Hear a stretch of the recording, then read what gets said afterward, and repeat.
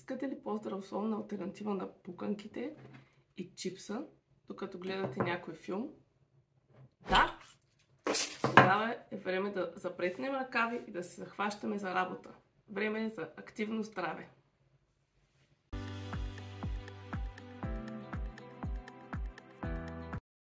Здравейте! Аз съм Анита, а вие сте с Активно здраве. Днес ще направим чипс от кейл. Той е добър източник на фибри, калци и витамини като А и К. Кейлът е полезен, защото подпомага здравето на сърцето и очите, както и поддържането на здравословно тегло. А за тези, които не могат да открият кейл, съм подготвила алтернативна рецепта малко по-късно във видеото. Да започваме! Измиваме кейла, след това с помощта на нож премахваме твърдата част, средата на листото и слагаме изрязаните листенца на кърпа, за да може да ги подсушим.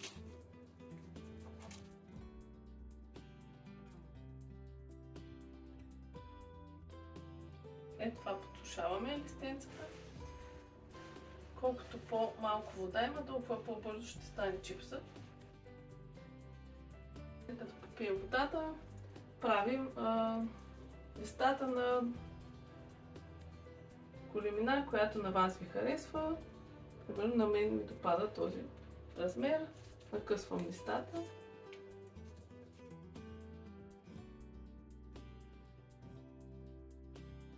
Малко зехтин или олио по ваш избор. Малко сол и чесън на прах. След това разбъркваме с ръце.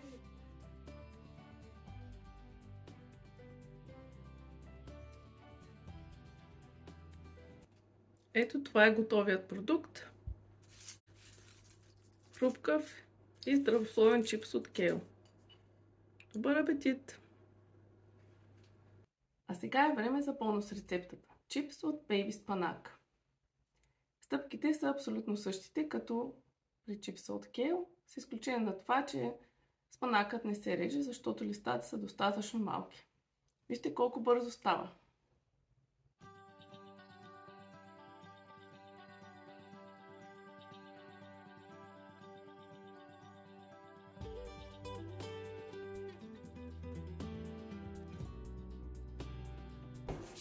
След около 15-17 минути чипсът от спанак е готов. Както виждате, останал е хрупкав. Съвет от мен е да изрязвате дръжките на малко по-големите листа, защото те остават меки, докато листото е доста хрупкаво. Ето така изглежда чипсът от спанак. А как се получи чипсът при вас? За повече съвети, свързани с здравето и още здравословни рецепти, абонирайте се за канала. До нови срещи!